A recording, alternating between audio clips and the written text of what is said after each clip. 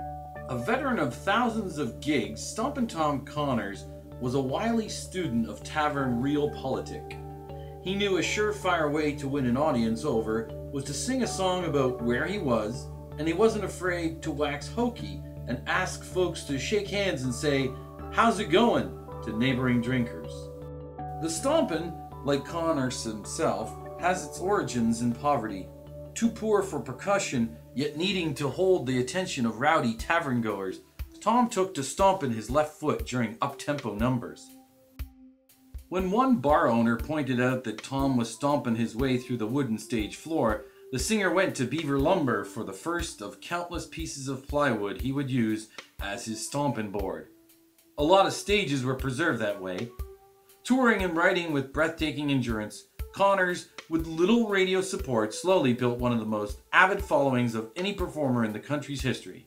By the mid-1970s, he had a national fan base, his own recording label, more than 24 albums, including two 5-disc sets, a popular CBC TV show, more awards than the country has provinces, and his own record label. And boy, you better believe it paid off. His distinct, if eccentric brand of plain-speaking, hard-rhyming, East Coast, blue-collar cowboy nationalism had won him a fervent following in bars, lounges, concert halls, and fairgrounds across the country, and all this in the virtual absence of radio airplay.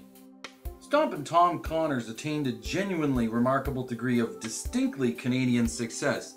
Hundreds upon hundreds of songs written, hundreds of thousands of albums sold, a TV series called Stompin' Tom's Canada, and a couple of concert movies, and a touring schedule which would make even Rush wheeze. Not only has Stompin' Tom Connors learned to love Canada by getting to know it from the underside of a park bench up, he believes that things change, and change profoundly when Canadians jump the border to the United States. You lose something, become something different when you pass customs. In Canada, Stompin' Tom Connors is nothing less than a precious national resource, the larger-than-life maritime cowboy of Canadian nationalism.